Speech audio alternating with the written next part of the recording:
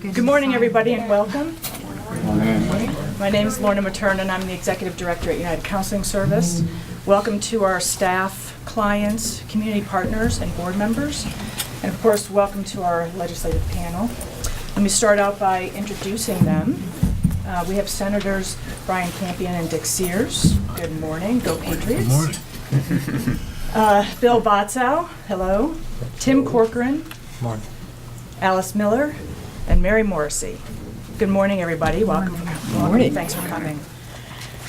We have lived United Counseling Services' mission, building a stronger community by empowering individuals and families to live healthy and meaningful lives for almost 60 years. We have invested in our community through providing a comprehensive system of care for children, families, and individuals living with mental illness, intellectual disabilities, substance abuse disorders, and anybody who may be living through a life circumstance.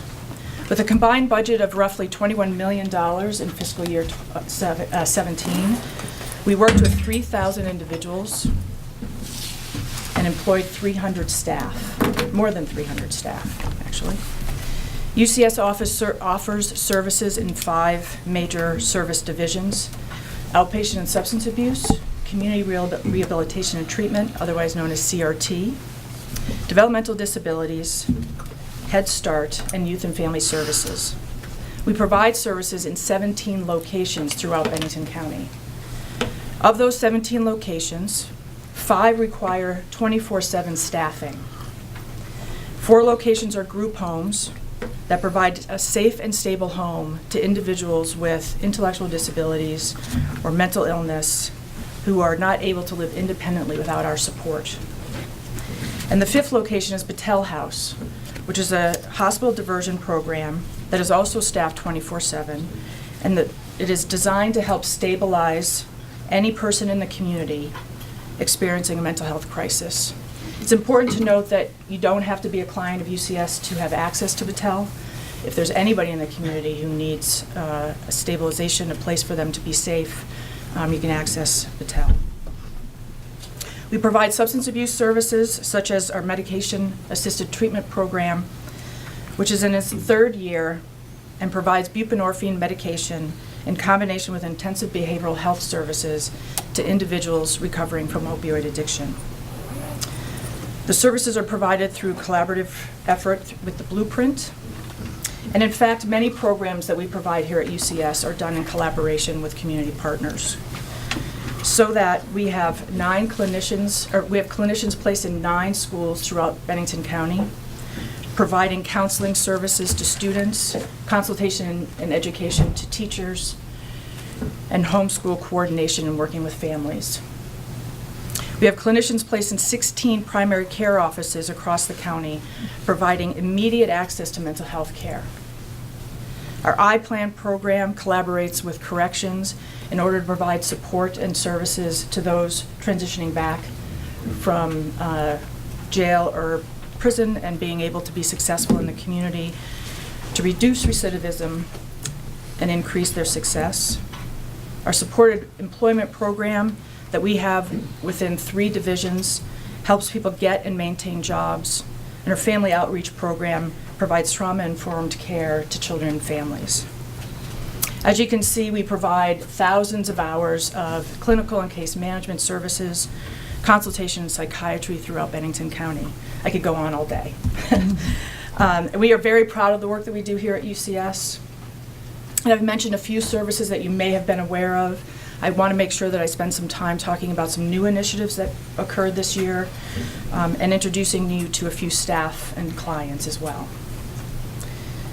UCS partnered with Southwestern Vermont Health Center to enhance coordination of mental health services in the emergency department and in the hospital setting. Psychiatrists and nurse practitioners from our psychiatric medical team provide on-site consultation to staff 5 days a week for patients in their care. This allows for immediate access to mental health services in the hospital. Given that approximately 40% of the folks that are admitted to the hospital have behavioral health issues, our presence in the hospital setting is increasingly important. Our senior leadership team continues to meet with Southern Vermont Health Center to find other ways that we can integrate our care, because we believe that partnering strengthens community. Working to continuously improve, United Counseling Service began the process of becoming a certified center of excellence. It is a procedure developed by the Vermont Care Partners and the Jeffords Institute. A center of excellence is known by the entire community as a great place to work and a great place to get care. It is an organization that is an integral part of the health community, providing rapid access, high-value, comprehensive care, excellent outcomes, and world-class customer service. We believe this process will greatly improve service, individual outcomes, and population health outcomes. To that end, we have implemented a reorganization of our CRT program, which works with individuals living with a chronic and persistent mental illness and provides hospital diversion, emergency programs, case management, and clinical services, to name a few. We felt the reorganization was necessary to provide the right service at the right time to our clients. We became increasingly aware that there were a number of folks in our community who needed additional supports, but were not eligible for CRT. And in order for us to provide the continuum of care that was needed, we needed to move the case management and clinical services under outpatient division, hired an assistant director to oversee that. And we've also moved our emergency service and hospital diversion program under the direction of Alia Reeve, our medical director, which allows for greater clinical oversight. So let me now introduce you to Bill. His heart just started racing a little. Bill has received services from CRT, and given that 1 in 5 adults will be diagnosed with a mental health condition in their lifetime, I thought it was very important for you to meet Bill, as Bill is not his mental illness. He is living and thriving in our community. He is a friend, he's a neighbor, and a coworker who also has a mental illness. And he would like to share some of his experience with you this morning.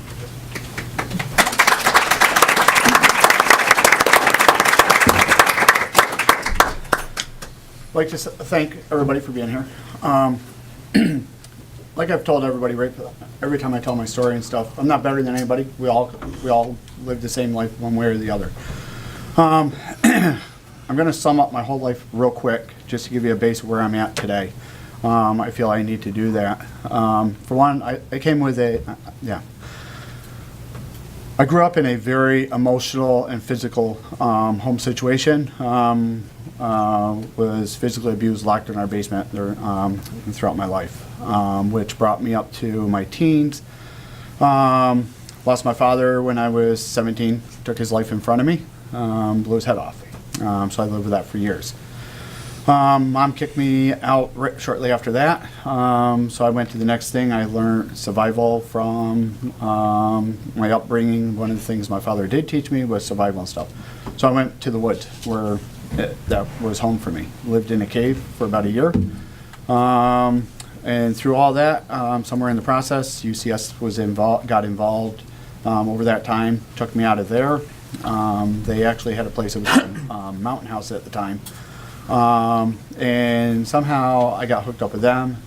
They sent one of their workers with me, and they're like, he's really living in a cave. So they took me out of there.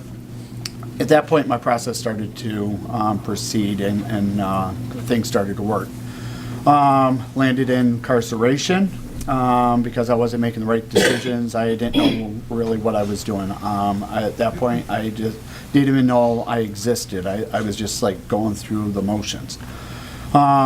Did 2 to 10 year sentence. Did 3.5 years in prison. Got out. Maxed out in 2005. UCS has always been there during that whole time. They were opening arms at that point. The community wasn't so reluctant to take me, which was understandable for what I did. So from 05 to present, it's been a long walk and hard work. I was still trying to fight UCS along the ways. I thought I still knew best. I didn't. Finally came to the idea that maybe there's something with my workers and stuff. Started working the program. And through that process, I want to say probably about 20 years all total. It was a whole process in the last 10 years. back in 2011, I really started working with case manager Sasha Slattery. Really worked with me day after day after day. Has really been a good support and my back to get me where I am. With doing that, I was able to go back and get my high school education in 2015. Still had my criminal history looking over me, over my head, made it hard with work. The community had seen where I was and where I'm at, had accepted me. I started volunteering in Garlic Fest and stuff, so the community was open and was willing to give me a shot. And then as that went along, did that for about 5 years, and then I had a part-time job at Bethel, the Jewish Temple congregation here in Bennington. Did that for 5 years. It was only part-time, a couple hours a week. Did that for 5 years. That landed me to the job that I'm at now, which is Better Bennington Corp. I went in, always helped out with the community, tried to do more. Community's always been accepted. I've always been honest with them of my mental history and everything. Went in, looking to volunteer for Mayfest. John Shanahan's like, we have a job opportunity for you if you want it. I'm like, okay. So it was in the work, in the process. I explained everything to him, and even at that point, I still had a criminal history. It was all for vandalism, misdemeanor stuff, no violence, no major crimes. Always owned up for what I did. He's like, not a problem, we can get around this, thanks for being honest, and I landed the job. So I've been with them. My boss has always been open and understanding about my appointments with UCS, doctor's appointments and everything. He's like, your health is important, we can't have you if you're not stable on the job. So he's been really, everybody at BBC has been wonderful to work for. So I was in the process. Brian Campion, me and him had talked over the years. It's been a long struggle with the court system. And then finally, last year, November 2nd, I got a letter in the mail from the court system. And Erica Marthridge had been working on my case, and they had granted me a full expungement of my record, so I no longer have that record.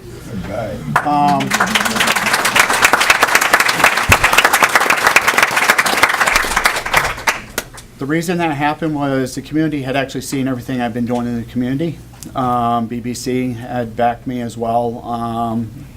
My boss had wrote a letter as well, and because what I've been doing and my engagement in my group therapies and everything, that's all been able to happen. And then the recent thing is because of that, it's been about 6 months now. I'm also on the volunteer fire department for with the village. So because of UCS, and I know it's a long-term thing, I have to stay engaged with my therapy and everything in my group sessions. If I lose sight of all that, I would slide back and be back down and depressed and everything. And so one of the most important things that I have to do is stay engaged with that. And the town, what have seen here locally in Bennington is employers and stuff are being more open to people with the mental health issue. They're willing to work out, especially with my boss. It's good to see. I'm able to work. I'm able to be part of society. I'm able to feel like I'm part of the community, not just like this number or, oh, he's got a mental issue, we can't stay away from him.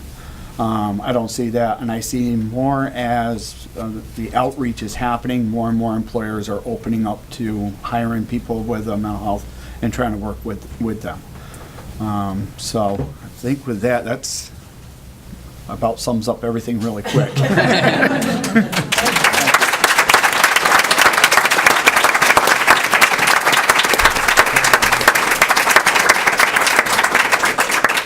Thank you, Bill. Thanks for sharing.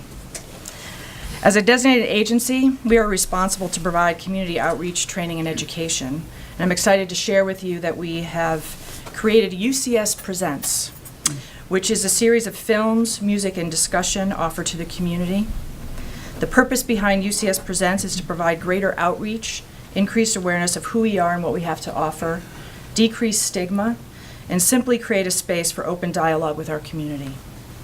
We began our series with showing Beyond Silence, which is a documentary film showing the lives of 3 individuals and their journey through their mental illness. We had it at Old Castle Theater, facilitated by Alia Reeve, and 100 community people showed up. This past Thursday, up in Manchester, along with Vermont PBS and the Manchester Library, and actually moderated by our friend in the back there, Andrew McKeever, we showed the movie The Opiate Effect, followed by a panel and a discussion, and 170 community folks showed up for that. I think the number of attendance to both of those really speaks to the fact that it's clear that our community is ready to have those difficult discussions. You may notice, and I welcome you to take them on your way out, we have these cards around, and please take many with you and share them. And on the back, actually, our upcoming events, trainings, and so forth, and we'd love to be able to have you attend, be able to have anybody in the community and our community partners attend. It was really quite an astonishing events. Both of them were amazing, so I really welcome you to come. I would like to bring up Betsy Rathbun-Gunn. I don't know where Betsy is. She's over there. Director of Early Childhood Services, to talk about another exciting undertaking, very big undertaking that occurred this year. So Betsy, come on up. Thanks.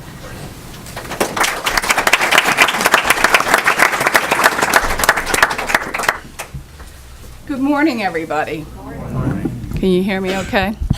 So I am really happy to be here with you all today to talk about our new Early Head Start program. We were really pleased this last year that the feds granted us a little bit over $1 million to help support children and families with infants and toddlers. That program has really allowed us to expand our services for families so that working parents, and this is the key part about this grant, this is for working parents or parents that are in education or training, because they really see that if we are not providing good early childhood services to parents who are out working, businesses will suffer. And we know that today's mantra is all about the economy, right? So if we want a good economy, we want to be able to support businesses, and businesses have to support workers, and that's what the Early Head Start grant is all about. We serve 32 new families with care for their infants and toddlers, and we partner with 2 other programs to provide 16 other enhanced slots. But you know what? We could do 64. We could do 124. We have such a need in this community for good early childhood services, but particularly around infant toddler care. How many working parents are in this room today? You know, we need to support those parents so that they can go off and do the jobs that they want to do. And we are so proud that Head Start not only provides good early childhood education, but also provides mental health services so that kids can grow up socially and emotionally strong. It provides good physical and health and wellness programs. You know, I want to tell you a quick story about a child that we had up in Manchester who had vision screening with us and was found in need of glasses. And I don't know about the rest of you, but you know, I've reached an age and stage where I can't see anything without them these days. That child was seeing the world in a blurry way. And when that child finally put on those glasses, you could have just seen the beam of that child's smile when they realized that they could finally see their parents' face clearly for the first time. What would have happened if that child had gone on to kindergarten and not been able to recognize ABCs 1, 2, 3? It's so critical that we look at the whole child, and that's what Head Start does. It provides also parent training and education. And one of the things we're really proud about it is it also provides employment. So through our Early Head Start grant, we were able to hire 16 new employees. And we really try very hard to employ our parents also. So I want to introduce to you Tiffany Dunigan. Come on up here, Tiffany, who was a parent in our Head Start program and is now a teacher assistant in our early Head Start program. And she's a little nervous, so I told her it will be okay. Hi. I have been a part of UCS in one way or another for about 4 years now. I got hooked up with UCS my last year of college. I was struggling because at that time I had a 3-year-old son and I had him in a private daycare. Now, not only was it more expensive than I could afford, but when that daycare provider is sick, who's there? Nobody. Like, he couldn't go to care, so I couldn't go to school. And when the daycare provider had to go on vacation, same deal. So I really wanted to get my child into a center so that there were substitutes, so that the opening and closing of the building was scheduled so that I could go to college, so that I could graduate and not miss school. And I heard about UCS through a friend, so I applied and my son got approved. So I was able to take that stress off me and I graduated from CCB with high honors. Yeah. And so through that, my son was still in UCS even the year after, so I got to go to work and experience all of that. But then I realized very quickly that he would graduate and go to kindergarten. Through all of this, I was transitioning from my job, needed employment, and I was kind of playing around with joining the team, so at UCS. So with a little encouragement from my son's classroom teacher, I applied and I got hired. At that time, I was pregnant, and I know. And so the cycle began. So I was thinking to myself, how am I going to do this? What's going to happen? They don't take infants. Come to find out, when I went, they do take infants. They got a new grant. So that whole stress was able to be taken off of me, and I was able to just go forward and focus on earning money for my family, where if this wasn't available, it would have been a whole new headache. I don't know about anybody in this room, but finding an infant slot in a home daycare is unheard of. And not only that, but when you find an infant slot, you can't always find a slot for a kindergarten age kid. So then you're looking at going from one daycare provider on this side of town to another daycare provider on that side of town, and then getting yourself to work. So thanks to UCS and this early childhood program and UCS employment, I was able to better my family and earn money. Very good. Perfect. Very good. I don't think I have anything more to say. Thank you. Thank you very much. Thank you, Tiffany. Some of what you covered had to do with workforce investment, and so continuing on that theme, I wanted to move on to talk about Act 82, which I'm sure many of you are familiar with. Act 82 appropriated $8.37 million in fiscal year 2018 for increased payments to designated agency and special service agencies. And as you know, UCS is a designated agency. The payment adjustment increased the hourly wage of our workers to $14 an hour, and funded salary increases for crisis response and crisis bed personnel.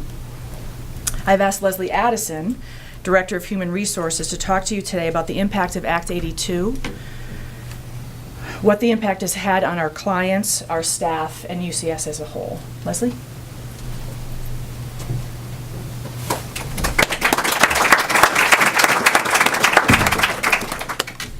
Well, of course, our mission is to build a stronger community. And part of that is to have a stable workforce to do it with.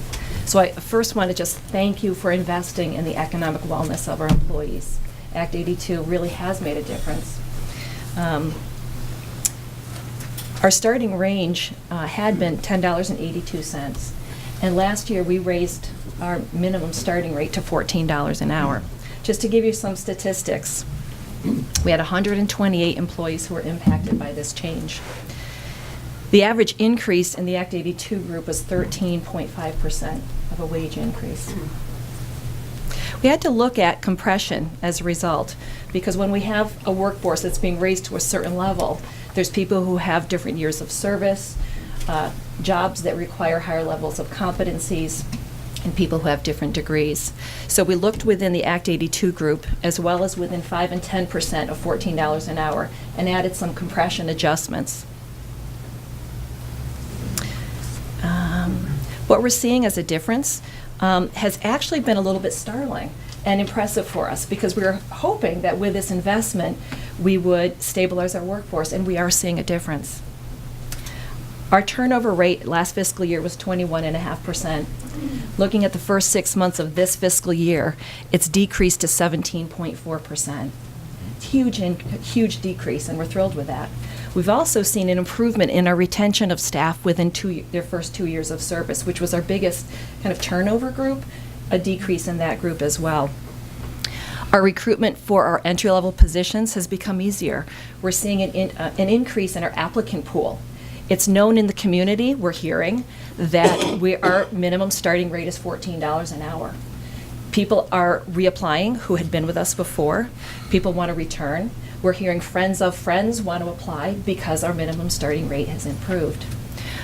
Just to give you an example, it used to be not uncommon for our group homes to have maybe 3 or 4 vacancies at a time. We only have 1 right now, and it's just about filled. The majority of our positions in the past used to be, our vacancies used to be the entry-level non-degree positions. We're seeing a reverse in that. Our vacancy rate has really not shifted, but our talent needs are shifting. Because we're getting more applicants for our entry-level positions, we're also getting more people with degrees who now are willing to begin their career at $14 an hour or thereabouts. So we're able to fill these positions easier. Right now, we're seeing that our vacancies are for our clinicians, our more highly educated positions, or our skilled management, which is a shift for us. So we're definitely seeing a positive impact from the investment in the folks who are providing the direct care service, which is essential to the work that we do. But we're also seeing a shift in examining how now we can deal better with some of the clinical service gaps in our vacancy. We've started to have preliminary conversations with the hospital, with CCV, and looking at that as well. We're hoping to do more career mobility internally. Another anecdotal story. Prior to Act 82, there used to be maybe 2 or 3 internal applicants for vacancies that we have. We now have 4 to 7 internal career applications. So now that the salaries are a little bit more equalized, people are really able to say, this is where my interests are and I want to pursue this job as well.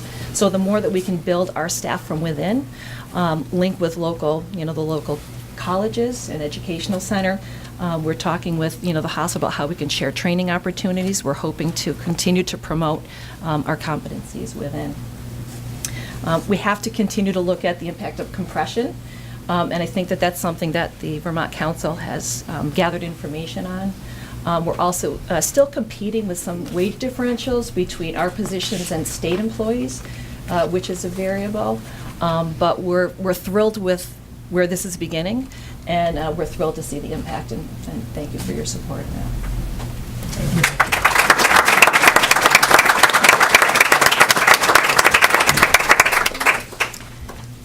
Thanks, Leslie. During the January 3rd legislative opening remarks, Mitzi Johnson said, "Healthy Vermont communities require continued investment in mental health and opiate treatment. It means following through on policies that grow our trained workforce, ensuring we have enough well-trained treatment providers and staff. It means investment in infrastructure so that Vermonters in need of treatment have somewhere to go." And to that end, the Act 82, Act 85, further states that the Secretary of Human Services will estimate funding to further increase salaries to achieve a minimum of $15 an hour and to achieve competitive compensation for clinical and other employees. Of course, based on what you just heard from Leslie, you know that our most significant area of need is hiring and retaining licensed eligible clinicians. This is the area of need that Mitzi Johnson is referring to. the need for well-trained treatment providers. Our biggest challenge is access to service and clinician turnover. We continue to experience problems with labor market competition.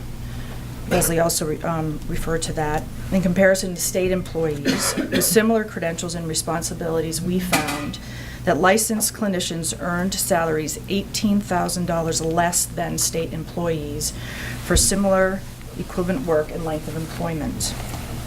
So while we conceptually support the second stage of the Workforce Investment Act to achieve a $15 minimum wage, we believe it is more strategic for each agency to have the flexibility to target compensation increases to meet its unique recruitment need and retention requirements. And finally today, I wanted to talk about the governor's proposed budget, which allows for a 2% cut to developmental services. What that equals out to is a $4.3 million cut to the current DS funding.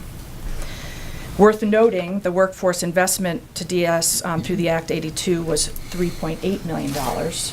Now the governor is proposing a $4.3 million cut. So I've asked Dawn Danner, who's our developmental services director, to come up and talk to you about developmental services and the potential cut possibility of what that cut might mean. Thank you, Dawn.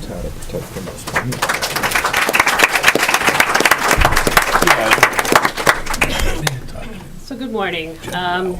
Here at UCS, we have approximately 85 staff in developmental services, and we serve about 280 individuals in a variety of ways.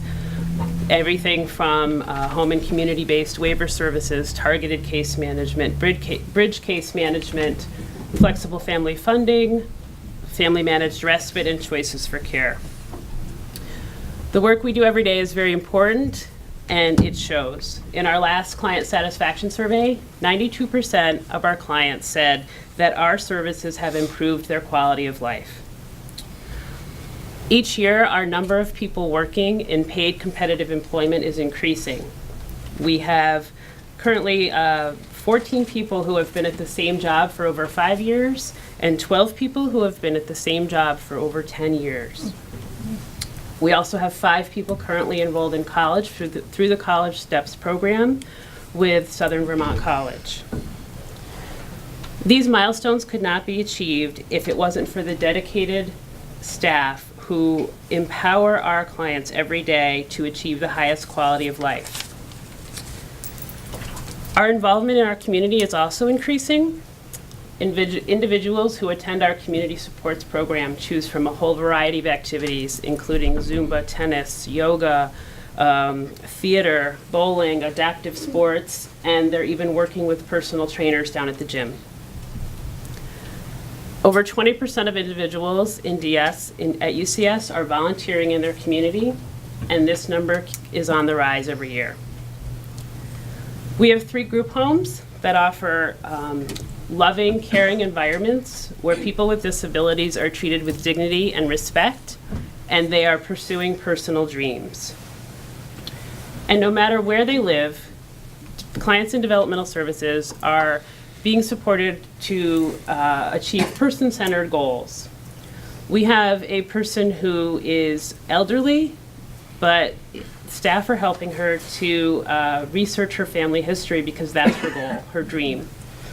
We have another person who is learning skills to budget and save for a dream vacation. And we have a third person who is also elderly, has never learned to read and write, and her goal is to write her children's names in their Christmas cards. And staff are helping her achieve that. All of these things are things that people without disabilities have the opportunity to do, and people with disabilities need those same opportunities. So as Lorna mentioned, unfortunately, we have recently heard about a possible 2% budget cut to existing developmental services. The real people that we work with every single day are the ones who are going to lose out if this budget cut succeeds. And I really wish that everyone in this room could see what I see every day. I see a woman like Susan, who is 29 years old, and she has had a lot of trauma in her life, Not only does she have a moderate disability, but she has depressive disorder and bipolar disorder, and was diagnosed with schizophrenia. In recent years, she would visit the ER 20 to 30 times a year, if not more, with auditory hallucinations and suicidal ideation. She was also visiting the Brattleboro Retreat many times per year, and she could not find peace, and she could not feel safe in any environment. With staff support, in recent years, she has achieved a much higher quality of life. And last month, she and a couple of her team members from UCS went out to lunch. It was a day for celebration, and that's why they went out to lunch. And the celebration was that she had gone one entire year without visiting the ER.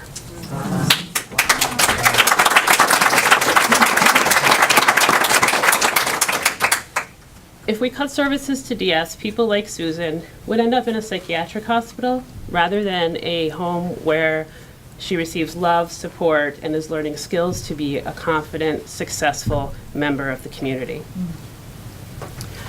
I also see people like Kevin. Kevin is now 51 years old, but he was born in Vietnam in 1966.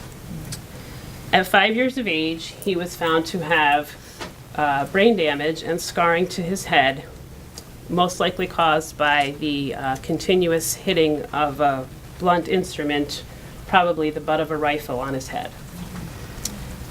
When he was a little bit older, he came to the States, he was adopted, started going to school and all that, and getting help. He admitted that he had seen his family and his entire village killed while in Vietnam, and he saw this from behind the bars of a tiger's cage. Between the time of 1988 and 1992, Kevin was arrested several times for trying to set fires. That's when he became referred to UCS. He tried some outpatient counseling for a while. It wasn't really a good fit, didn't really provide him with what he needed. And then he committed some acts of vandalism, and he was placed under Act 248, which puts him kind of under the supervision of developmental services. So as the years went on, he continued to receive staff support, and he got off Act 248, and my staff no longer need to keep him or others safe. He has asked us for one thing, and he said, the only thing I really need help with is to help set up my weekly medications. And that's all we do for him. So quite a success story. But if we cut the services to DS budgets, people like Kevin, again, cannot get what they need to thrive and be successful. And I would hate to think where someone like him would have ended up. We have another man whose staff heavily supports every day. I'll call him Evan. And just to be blunt, without staff support, Evan would not be with us today. He has diabetes, he's obese, and he does not have the skills to manage his diabetes properly by himself. So staff are with him every single day. They are helping him to grocery shop and cook, learn proper nutrition, check his blood sugar, make sure he's taking his medications. That is a very high level of medical support that he would not be able to get anywhere else except developmental services. And he still lives in his own apartment, so he's independent and getting these services, which are really keeping him alive. I could go on and on again all day long about these stories of the people that we help with our services every day. We have a man who had a stroke a couple months ago over in the summer. He learned, he was able to ride a bike again due to some adaptive equipment and staff support. And he was literally crying when he said, "I never thought I would ride a bike again." Recently, we have a young man who graduated high school. When he came out of high school, all of a sudden he had 7-8 hours a day free, no structure, no activities. He ended up committing a burglary and assault, and was in some trouble. Staff increased our supports, and now today he is working 25 hours a week. So there's many, many, many good things going on in developmental services. If this budget cut succeeds, those people and more will get less hours with their staff, less time to socialize with friends and peers, less time to be active participants in and of their community, and they will experience more isolation and loneliness. As we know, those people with intellectual disabilities and/or autism spectrum disorder are living longer, more productive lives. But their caregivers are aging, and their caregivers are looking to us for more and more assistance. Most people with disabilities have co-occurring mental health disorders as well, and mental health staff are not always experienced in working with people with disabilities, so that creates a big gap. If we cut DS services, the quality of life will go down, but the eventual cost of caring for people with disabilities will go up in the form of increased hospitalizations, increased ER visits, increased jail time, and increased admittances to nursing homes. As we know, people with disabilities are one of the most vulnerable populations in Vermont. Without adequate supports, they could be financially exploited, they could be emotionally and physically abused, and they could lack adequate housing options, just to name a few. Our purpose is to give clients meaningful and powerful lives where they are afforded the same opportunities as you and I are. And they deserve those opportunities. I sincerely hope that those opportunities are not taken away from them. I would like now to introduce you to one of our longtime clients, Emily. Emily lives in our Gatling House group home. And she's here today with her support person, Rebecca, and Emily would like to tell you a little bit about her story.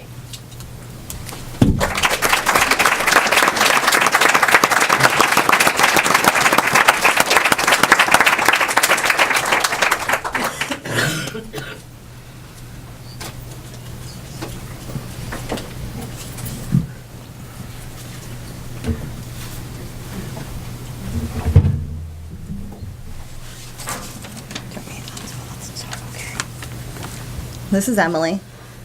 Emily's lived both with family and in different group homes, most recently Gatling House group home. Their support staff quickly learned from different communications and interactions with them that the things that were near and dear to her, what was most important. Emily loves her family and really wanted to reconnect with them, right? She also wanted to be supported and understood. She's not successful with conventional talk therapies, but UCS gave her the opportunities through other therapy sources, such as art therapy, animal interaction, and biofeedback and neurotherapy. With those components and her support staff, she was able to learn new coping strategies to deal with hardships, and more importantly, to deal and focus on what's more meaningful in her life. Meaningful things such as family, friends, nature, and finding tranquility. One of the desires that Emily had expressed was to experience the ocean. She wanted to feel the sand under her feet and be able to see and hear all that she could while she was there. With the help of one of her support staff from Gatling House, Veronica, she was able to go to the ocean and stay in an ocean view room. Emily expresses herself often with the use of pictures because she doesn't speak very well. She took several of them during her trip, and each one of them is precious to her.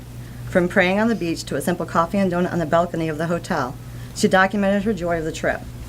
She was able to have this meaningful experience due to the Helpin' Fund, assisting her financially, and the support of agencies that let her go. Right? Yeah. You enjoyed that trip, huh? Yeah. Thank you, Emily.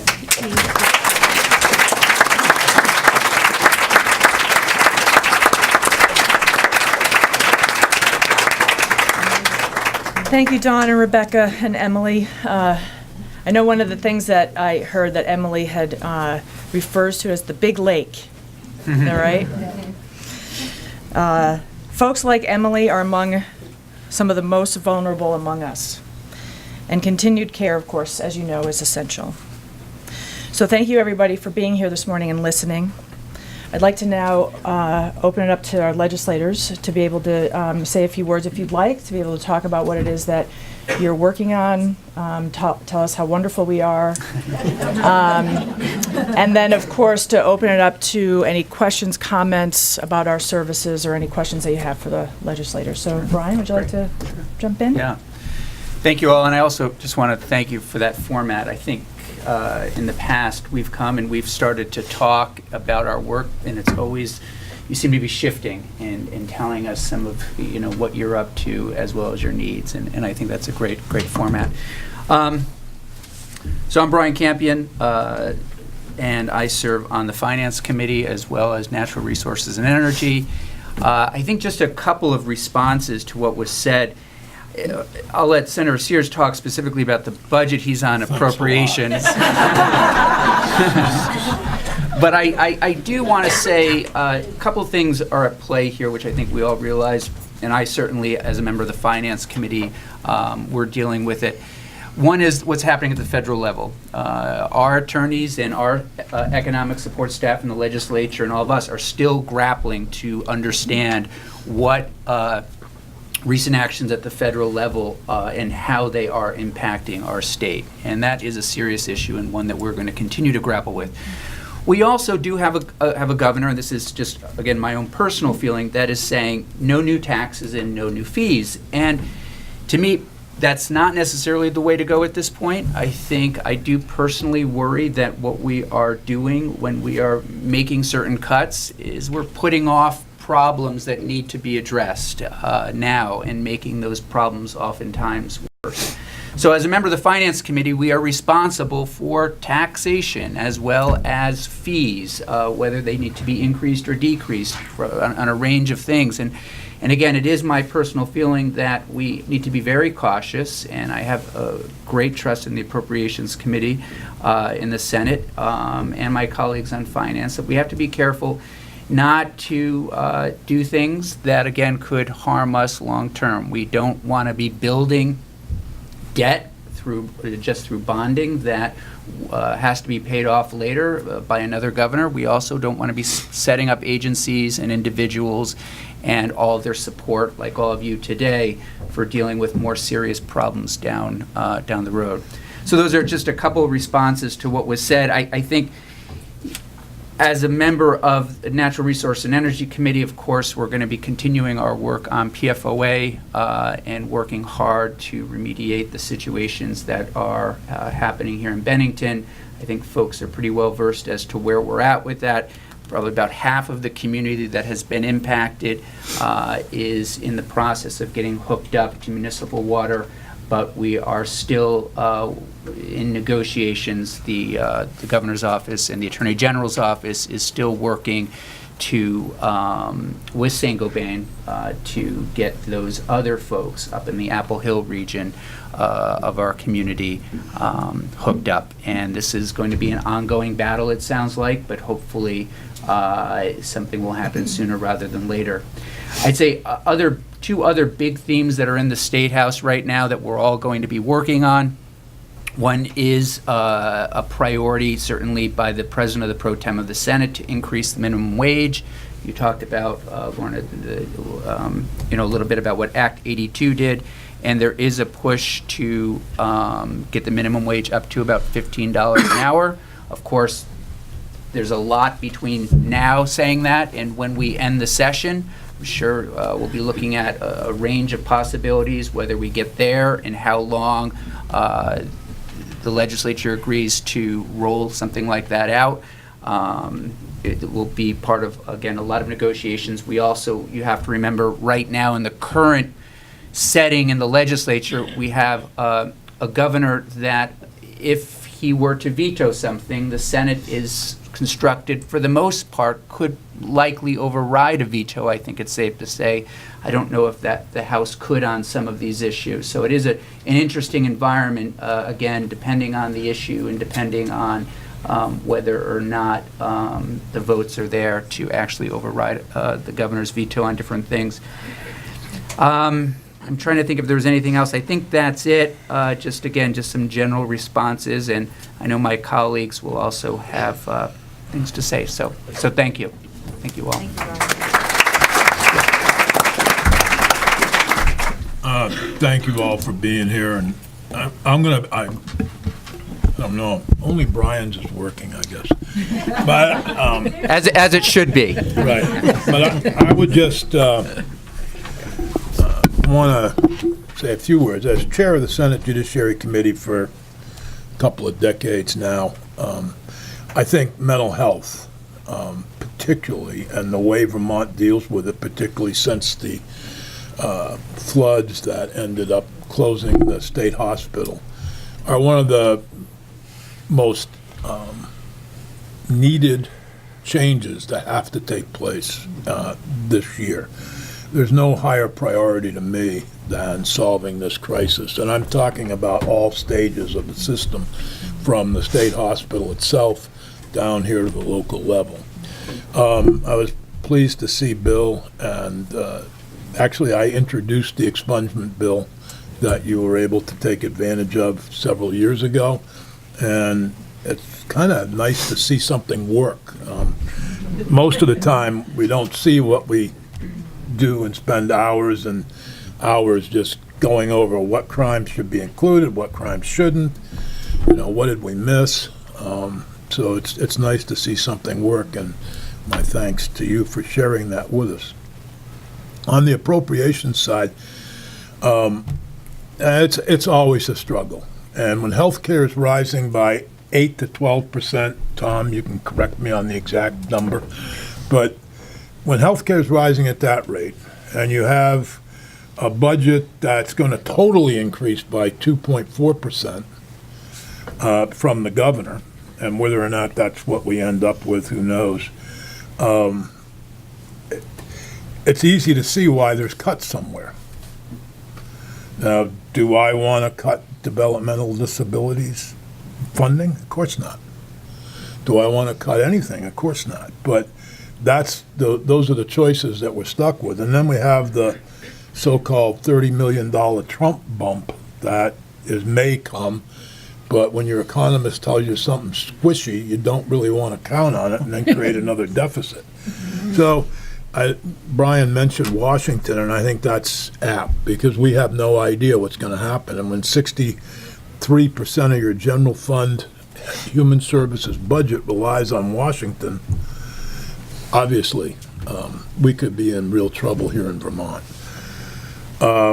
Let's speak a little bit about the wages in Act 82 that came through the Senate Appropriations Committee. We were very happy to try to raise the salaries of all people. I tried to raise other social service agency salaries too. Now we have, back where I used to work at 204 Depot, those folks are now at $12 an hour, if at best. So they're competing with you now. You're like the state employees that you're competing with. So we need to do a better job. We can't rely on people who work in social services to fund our social services budget through lower salaries. For me, that's one of the priorities in this year's budget, is to bring other people's salaries up to the UCS level, and maybe UCS up closer to the state level. But state employees, their contract is open right now. That's another, who knows. The governor's put in about $8 million for an increase for state employees, so they're going to see another increase, which will bring you further and further away. We noticed that. Pardon me? I said we did notice that. Yeah. Well, I just wanted to, while all your good news about the increases, may soon see another. And I don't want to prattle on. I know Bill has been active in trying to bring more business and trying to improve our economy. But I just want to thank you all for hearing from us, and particularly Brian put that on me about the Appropriations Committee. But we only can spend what they raise over finance. That's right. Thank you.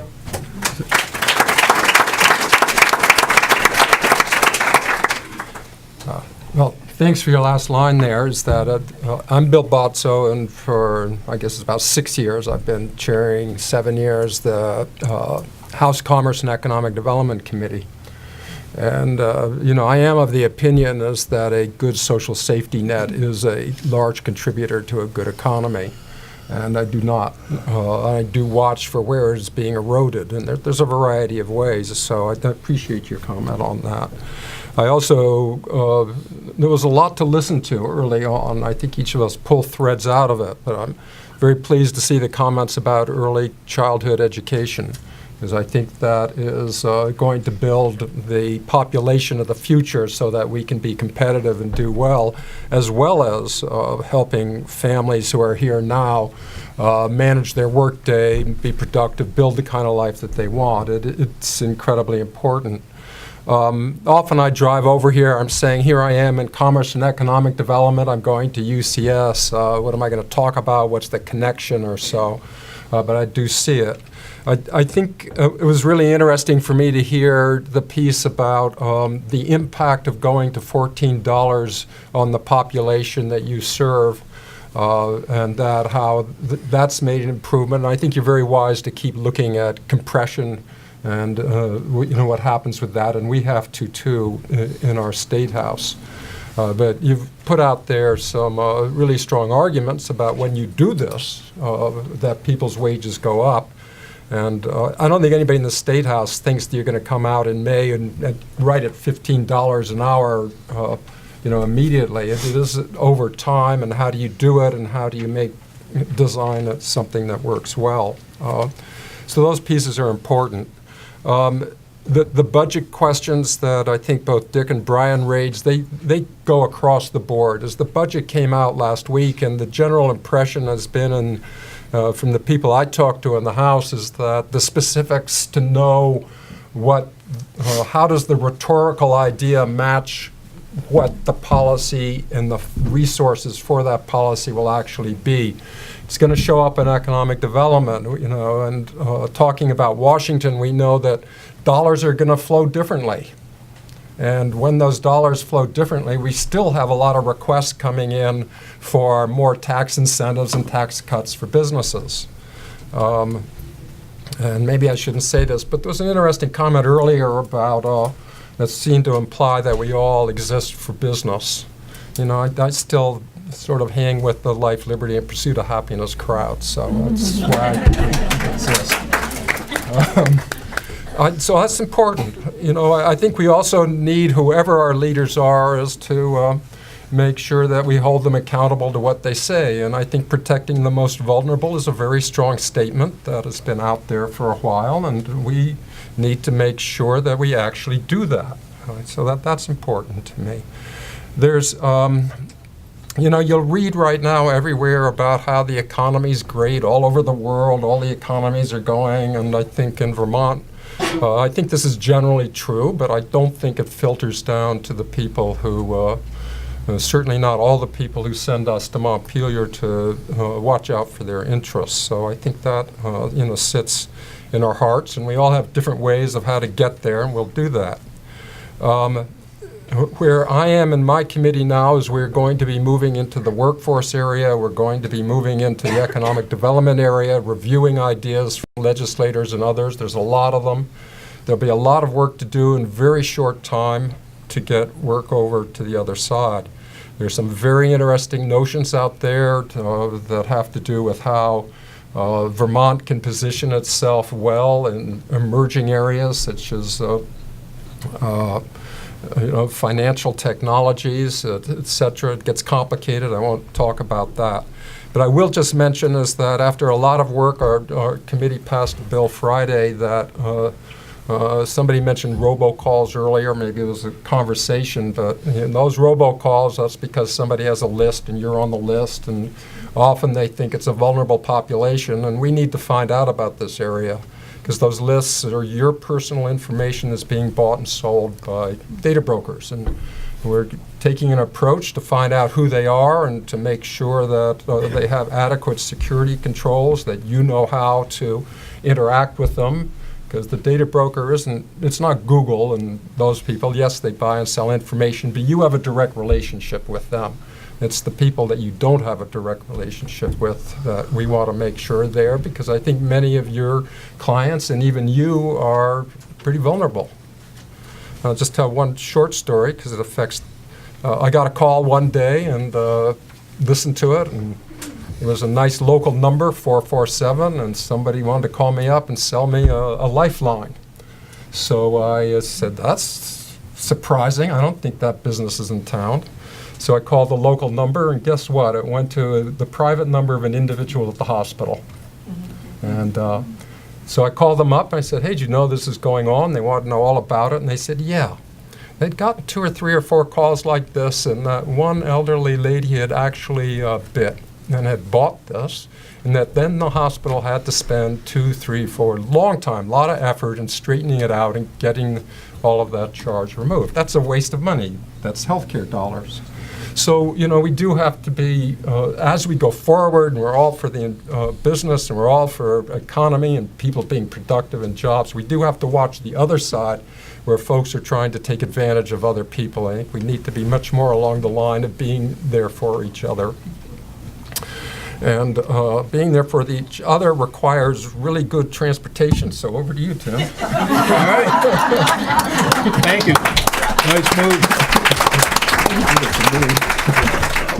I also like to, thank everybody for the presentations and stories. You know, it really does help, you know, when we get down to the nitty gritty and have to, you know, start making those, tough decisions, because they are going to be tough. Not to repeat what Dick and Brian said, but a lot of it is predicated off what's going to happen at the federal level. You know, there's a lot of uncertainty there, and things that are going to fall on our laps that we're going to have to deal with, and so we're going to have to sort that out. And as it was mentioned, the governor did present his budget last week, and he sort of put his priorities forward, and what his initiatives were, and some of them sounded sexy, of sort of eliminating the tax on Social Security, which is good, giving free tuition to people in the military, and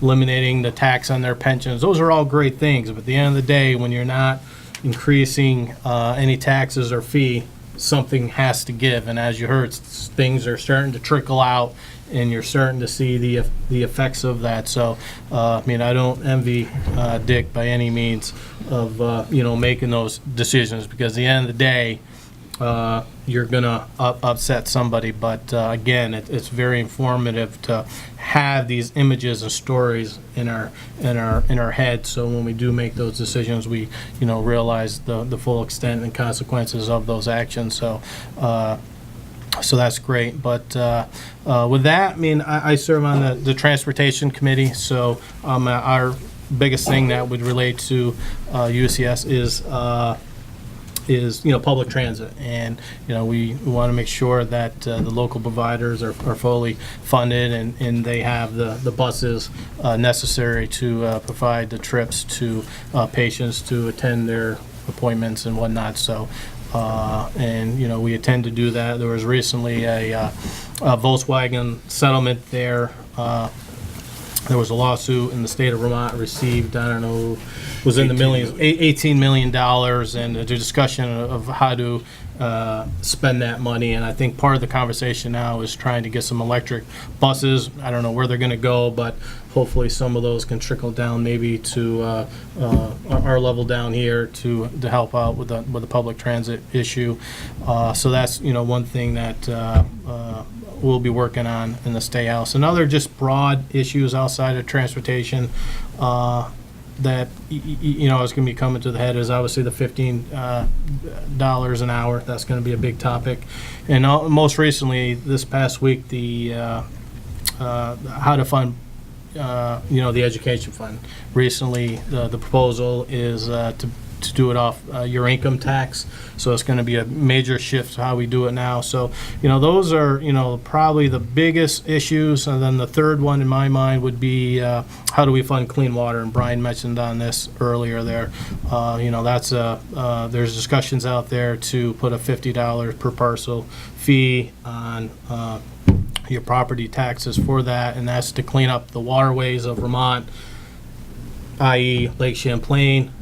So that's going to maybe a tough sell to for us for down here to go along with that. So those are some of the broader issues, and like I said, those are things that we'll be doing over the next couple months. And with that, I'll pass it along to Alice.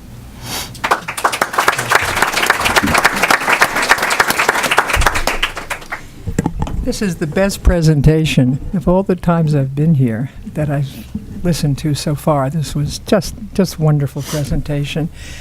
And I just have to tell you a very wonderful, surprising thing that happened to me today. Emily was my student over 50 years ago when I was a teacher at a school in Shaftesbury. Emily and her sister. Do you remember Emily? Do you remember me? Miss Miller? Emily used to always laugh at my eyes because I guess when I talked, my eyes go like that. She would mention that to me each morning. I bet there's not one of us in here who have not had a mental health issue in our nuclear families or larger family units. Probably most of us have had a disabled person in our families, and we know how that wreaks havoc on family life. Certainly existed in my family. I've spent my life in the legislature, my 22 years, mostly on children and families and higher education. I've seen major mental health issues throughout the years that we've tried to deal with. I did when I was on appropriations for 10 years. We did raise salaries then. At that point, by the time I left, I think we raised them to $11 an hour. So I'm just delighted to hear now that the Appropriations Committee in the Senate and House have raised them to $14 an hour. It's just wonderful news. But there are other people who are not getting that money, like child care workers. We pay our mechanics $50, $60 an hour to fix our cars, change a muffler. Why do we pay our child care workers who have our future in their hands, our little children? So that needs to be worked on as well. I worry very much about the 10 hours a week only for childcare. I'm very delighted that we have that those hours for the children, but we really need more of that. It's not enough time, and moving kids around, as was mentioned here today, is really not in the best interests of little kids. Comprehensive services are so important. Parental involvement is not enough. Medical care is not enough. Dental care is not enough. Education is not enough. All of these things must happen simultaneously for children and families to really grow and get out of poverty. And that's one of the most serious issues that we continue to deal with in this nation and in Vermont. It continues to grow. Tom Dees spoke at the hospital to the legislators recently, said the mental health issue is one of the major issues they face in the hospital. I'm so glad to hear that you're working with them at UCS, coordinating your programs. That is just #1 priority. I could go on and on about this, but I want you to know I'm on your side. Always have been, always will be, and thank you so much to all of you for all you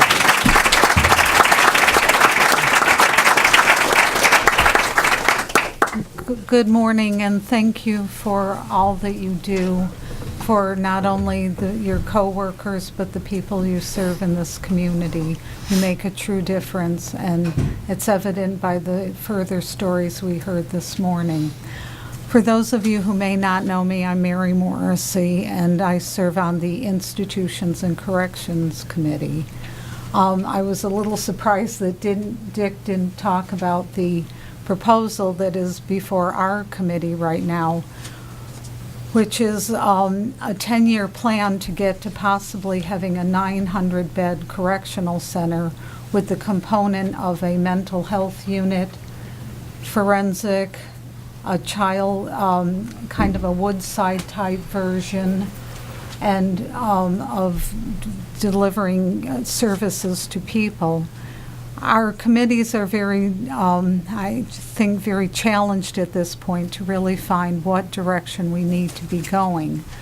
Probably one of our greatest concerns, and Dick did come before my committee to testify, and I agree with him, you know, very much so in regards to they're looking to want to place this center, if it is built, depending upon what the legislature and the different committees decide, to have it up north. And I think that would be detrimental to the services and to the kind of not having the centralization of those services in our state. You know, Dick referred to a report that came out, I think, back almost 10 years ago that basically talked about having something in central Vermont to truly serve all Vermonters, and I think that would be certainly beneficial to the services you all provide here. So as we move forward in this process, it'll be very important for us to hear what pieces you think are important to in going forward with a development of some type of I'm not sure. I kind of stumble over my words when I'm thinking we're looking to put this all together and to grow one facility to a 900-bed facility. So certainly our committee right now, we're actually on this coming Wednesday going to be visiting a number of sites within the mental hospital in Berlin and others to see what we need. And I think we really need to know from the ground level, and as we heard the stories that you all talked about today, we really need to know what the needs are, because we'll hear these, what I truly believe are underestimated figures of, okay, we need maybe a 30-bed unit. Well, what is the reality across the state of what those needs really are? I would possibly say from Bennington, we may need 30 beds just for the population we serve, not including all the folks, you know, from around the state.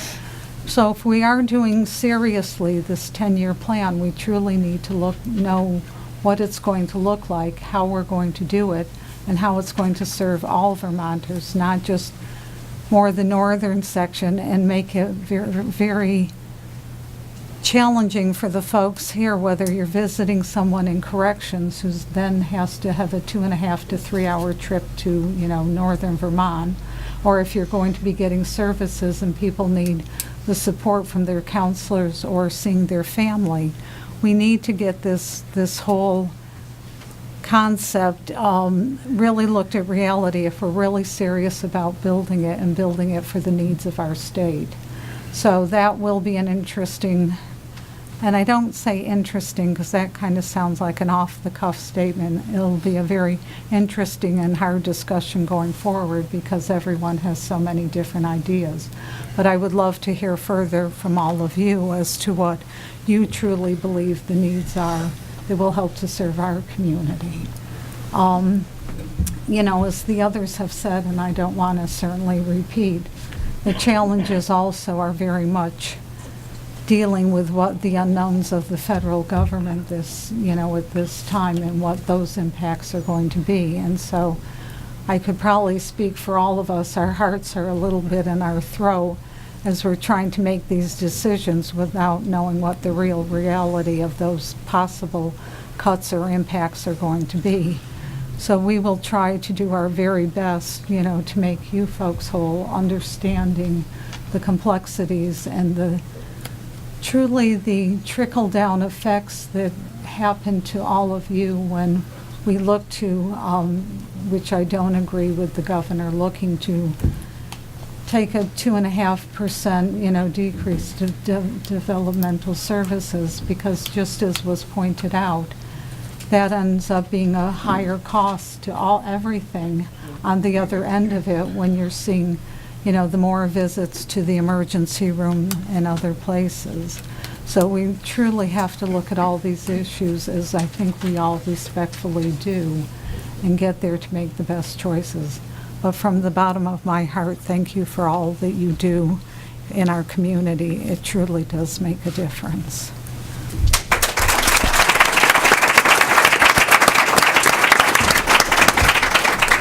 Thank you all very much for sharing with us and talking with us. Are there questions, comments? Yes. I've noticed that there's been very little mention of opiates this morning, and there has been over recent years, and I'm wondering what your current views are in that regard. I'm looking, well, they're bad.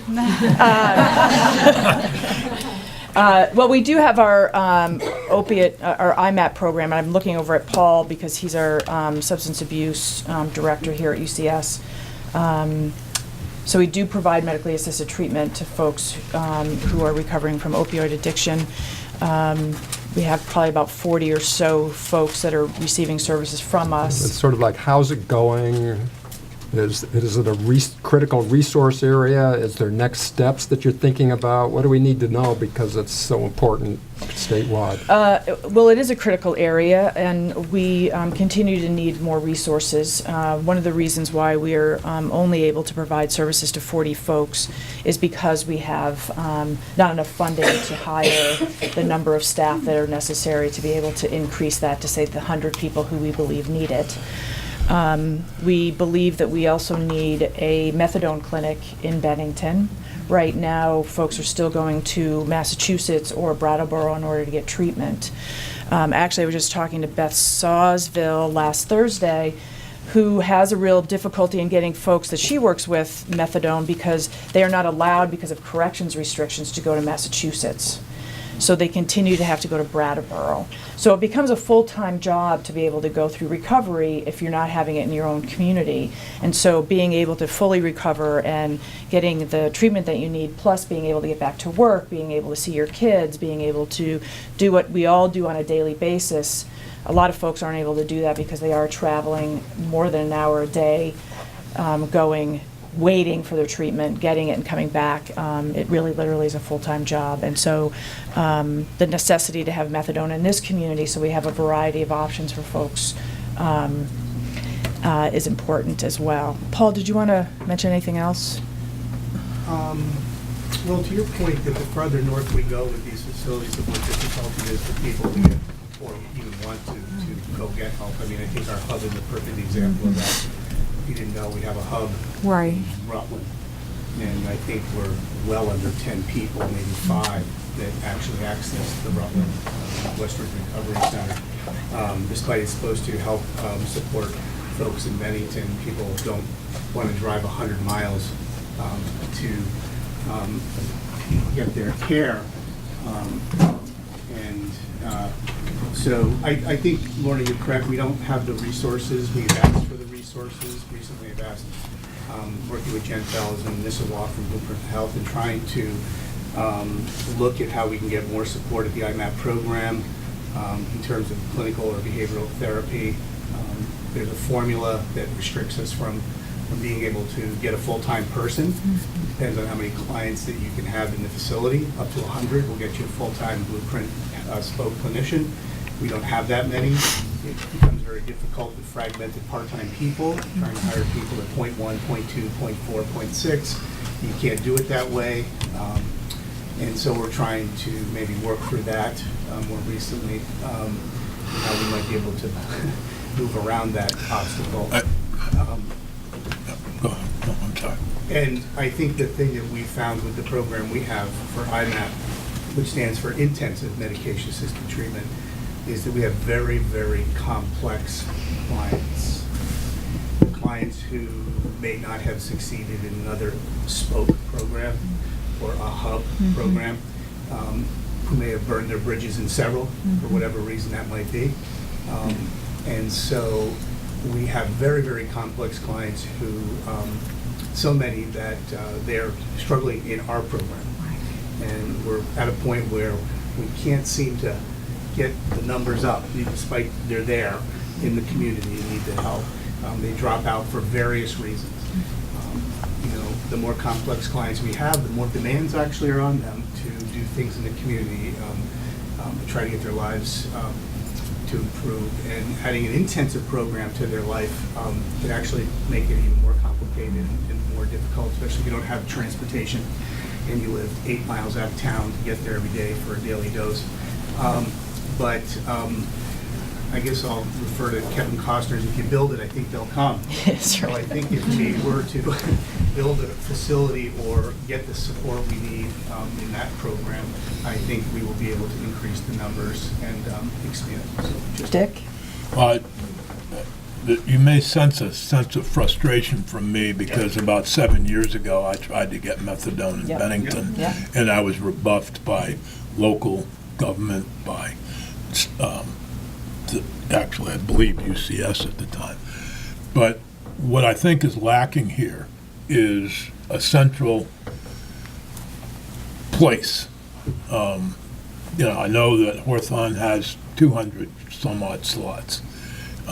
You have 40, and you probably are treating other people who are on medically assisted treatment beyond that 40 in the IMAP program. we've actually treated probably over 130 people. Right, and so then you've got private docs who have a number of patients, and we haven't put it all together yet. And I think we need to, in Bennington County, put it all together under one roof and make it work. And then I think we'll have the numbers. What I keep hearing from the health department is we don't have the numbers in Bennington for methadone.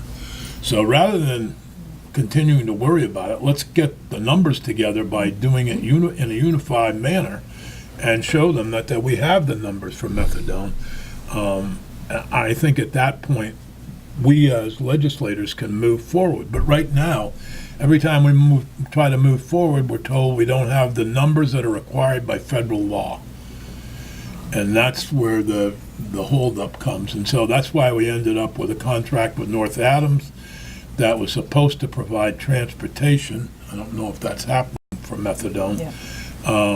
If it isn't, you should contact us so we can contact the Department of Health to keep their promise. But it is frustrating because I think we've splintered the whole services out to various different organizations, and we don't have one centralized focus. Which makes it difficult. And it makes it difficult for us as legislators, as well as for you as providers of treatment. Right. They want us to track the data going to Brattleboro. They want us to Right, track the data and going to I wasn't aware that because they're on probation, they have to go to Brattleboro instead of North Adams. That probably, Senator Campion has good friends in the legislature in Massachusetts. He could probably take care of that problem. But, in all seriousness, I think putting it all together, having one central focus, whether it takes through memorandums of understanding between all the organizations or whatever it takes, that seems to me to be the best way to go at We this do point. track the data through the Blueprint for Health. And the Right, but I don't think we're looking at so many different organizations. Then you have Turning Point Club is also, doing some, they're not providing medical assistance, but they're treating folks with opiate addiction, so. Well, they're supporting folks through the recovery process. Yeah. Right. Yeah. So. Beth? So I just wanted to add to that. Good morning. Good morning. To say, I shared a statistic last week at the viewing of the Opiate Effect, which was an amazing turnout. Very astonishing in a good way. And, talking about this community's kind of most vulnerable population, which is our children, or one of them, we right now, a little over 60% of our population is 0 to 5 of children in care right now. And that was 2017.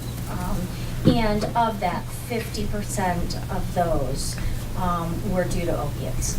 So it's a growing need in this community, and and connecting with services.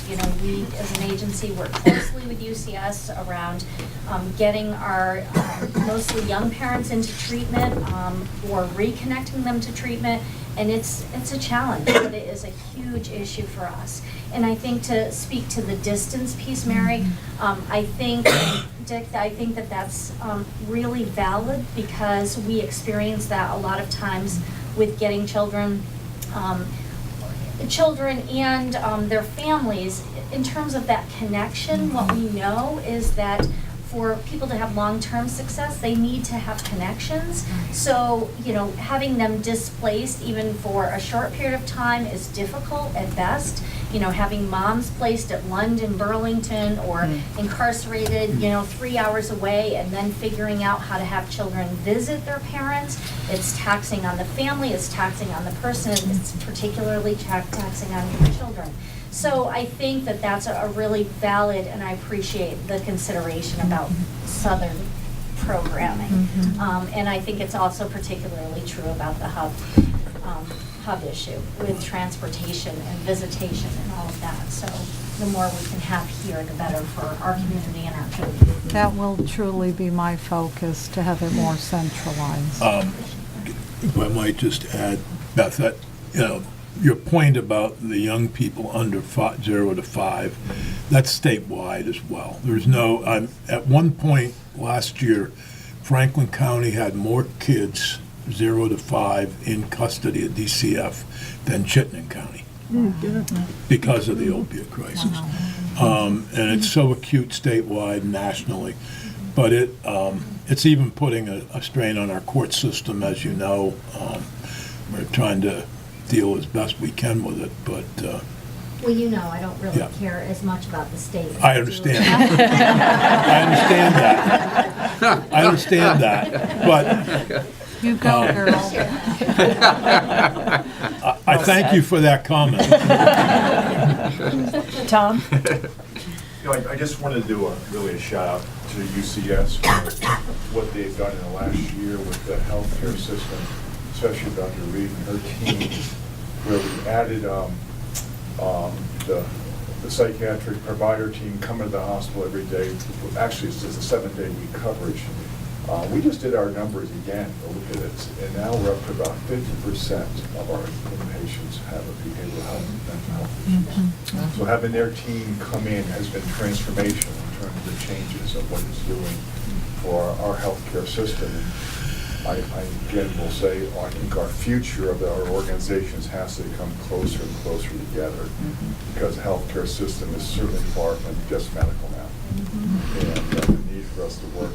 And an example of what's going on right now, I believe we're the only healthcare system the state's talking to about trying to create a pilot down in the Bennington region. And I'll use the term I use, it's not the right term for this. It's a Jerry site type service. Really, it's a specialty service. We're looking at a 12-bedded unit that would be created in our CLR area for special needs patients. It would become a statewide resource, but the need is statewide is extraordinary for this type of service. Very challenging. We couldn't do it without the UCS's help, because we don't have the depth of the type of resources they have for the mental health services. So I think it's an opportunity. I'm hoping the states, again, the monies are always the issue, but we are having discussions with numerous state agencies, and they all seem very interested in pursuing this to see how it could work, and maybe could be replicated elsewhere if it's successful down in Bennington. But the resources, the attitude Lauren has brought in terms of working with other health systems it's terrific. And I want to thank her and her team for the work they're doing. Thanks.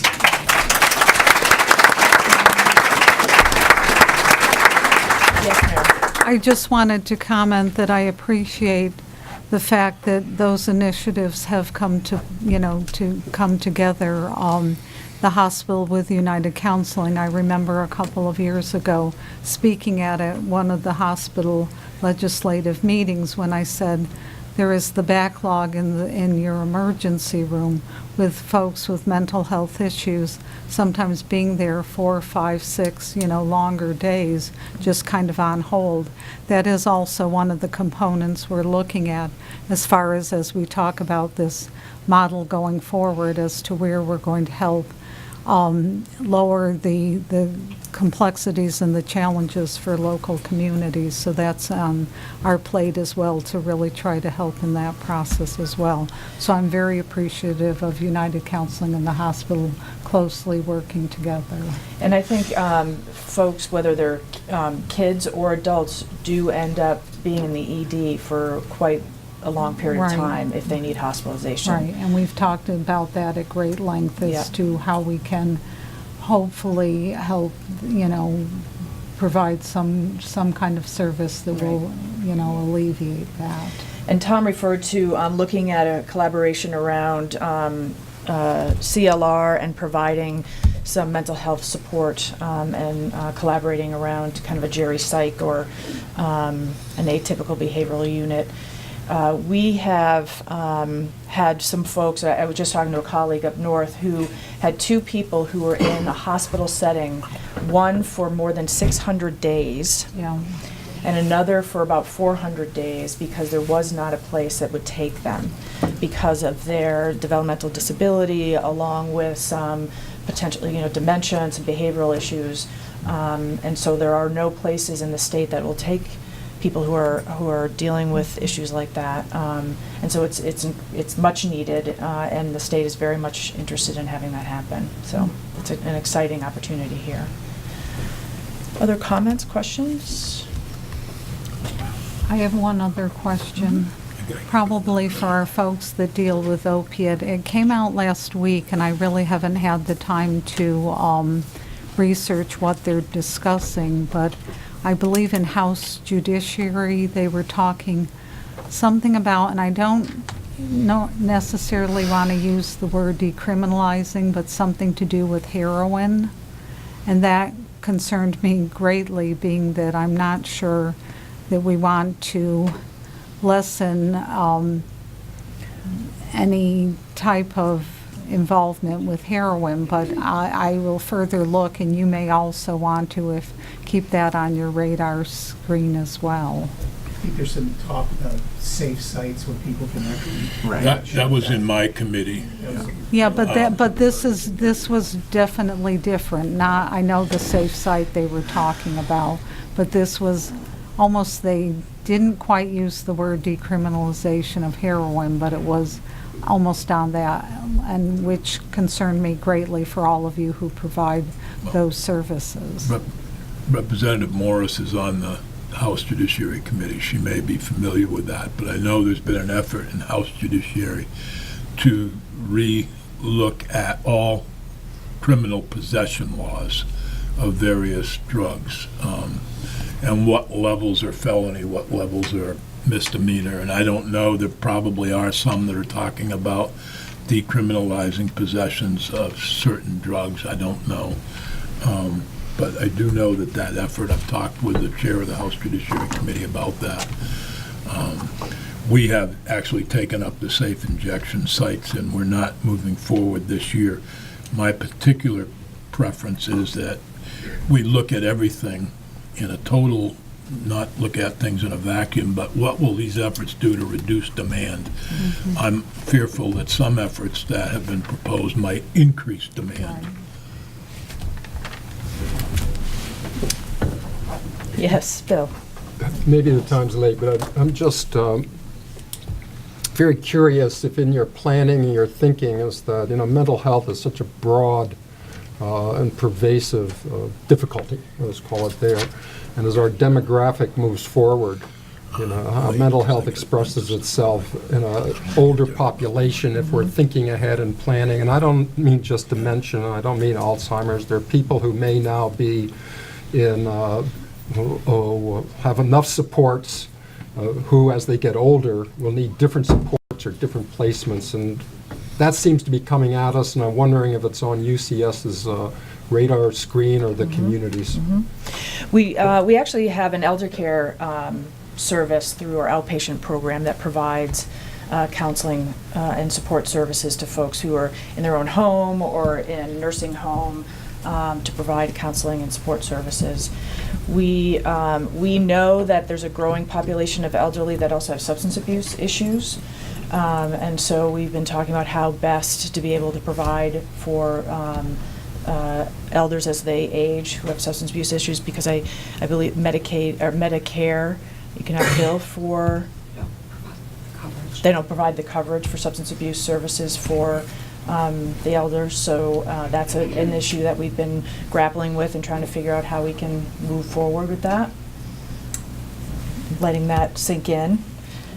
So Medicare won't pay for substance abuse. I'm really thinking about the population who, let's say, they've been able to deal with some levels of schizophrenia, even paranoia, depression, or whatever, who in their family or in a group home or whatever their placement is, as their physical abilities erode, they aren't going to be able to stay there their whole life as it gets more difficult for them.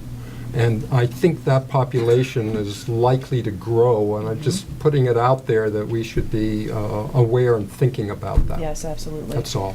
Yeah, and I know that there's a couple designated agencies that are working with SASH to partner, to kind of pilot some partnering with the SASH program to provide mental health service. And I think that that's something that we would want to be looking at here as well. Did you want to talk about that issue? I just wanted, to add into that issue. I'm Anya Reed. Because in the discussion about the unit that Tom was talking about, part of the model of that is the realization that you can't have a 12-bed unit and people just stay there forever. It's going to fill up in less than 30 days, and then it will be plugged up for 2 decades. So the real issue is to stabilize people, but also use it as a workforce training ground to increase capacity throughout the state. Because any meaningful treatment for people with difficult behaviors links them to their communities. And we're doing some of the similar things with advice from some of our advisory boards. We have advisory boards overall, but also within our CRT program, we have a very strong and active advisory board. And the need for peer-related services is critical, and has demonstrated how much not just professional services, but peer connections are important to people in their recovery journey and ongoing life. And so in this model, not only will there be professional training opportunities for people to come through and take to their communities, but also connections in the community so that they can learn how to live, not just within solid walls. Thank you. You need to go? I have to, right, yeah, thank you. Thank you all Thank very you. much. Yeah. Alice, did you want to Well, I did, Jeannie Jenkins left, I think. I wanted to ask you about the relationship with the community, local colleges and training of your employees through community college and so forth. Actually, Leslie, do you want to speak to that a little bit about what we're... So, kind of a springboard from conversation we had at the hospital recently about how we can work better on proactive population health, promote some of the competencies of our workforce in behavioral health, mental health, case management, and there's some common themes between us. We did meet with CCP and are looking at their curriculums, kind of drilling down, looking at their specific coursework, how we might be able to enhance it by using some real work experiences, internships, mentoring, and possibly looking at some pilot certificate series. So really, beginning conversations, but a lot of enthusiasm and excitement between CCB, the hospital, and UCS about it. So Very good. It's under conversation. It's good.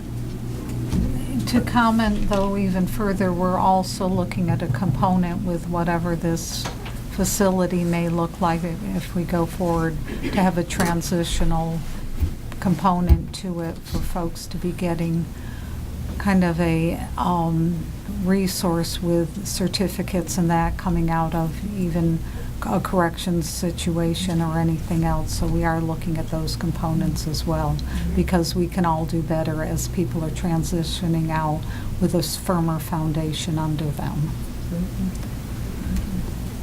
Any other last comments or questions that anybody may have for So one of the things besides salaries for staff here, which of course we always are concerned about, one of our biggest expenditures is for insurance. What this costs staff is enormous. It almost always eats up people's increases when we can get them.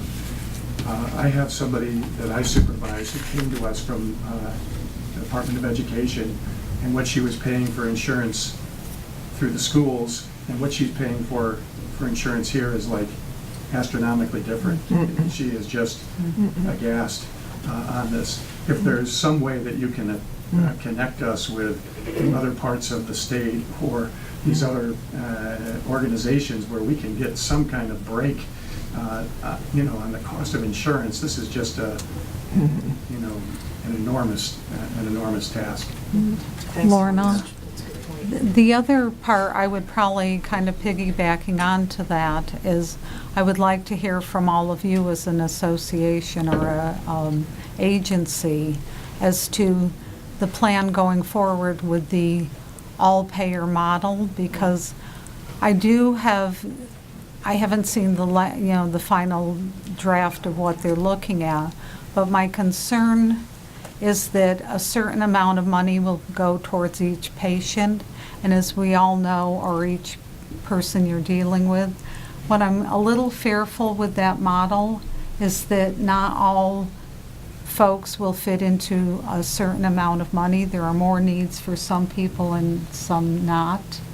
And so how does this look to work? Because if the hospital or United Counseling is managing to the money and not the needs of the patient, are we going to then undercut, the needs for the person receiving? So I would appreciate you folks looking at this seriously to see what this might impact as well, because I've heard from other folks that are, very concerned with some within the setting of the hospital, not necessarily the administration, but I believe there's also a component with it too, that if an agency saves money, they'll get I don't want to say a kickback, that's probably not, but they'll get funding back from not using all their resources. So I'm kind of concerned about that model. Well, and we've been working closely with the Blueprint in the hospital and folks to look at that too. There's definitely a component of a financial incentive and a financial disincentive if you're not reaching your goals, which are patient or client-centered goals. We're also working with Vermont Care Partners and other folks in the state to look at how to implement this and the best practice around it. And there's a lot of unknowns, Mary. We're staying as closely related to it as we possibly can. There's trainings that people are going to so they understand really what it means. And we're learning as we go. And so it is complex at the very best. Because as we've seen the different things with the last reform where the policy or the what you pay, your premiums are going up dramatically. We've got to really find where we're coming together for providing the best health care, as was just stated, that folks are struggling paying their insurances. We're getting kind of right back into the niche where we were before the reform, which is not good. Anyway, thank you all for this morning. Thank you. Thank you all for coming. Thank you very much. Thank you.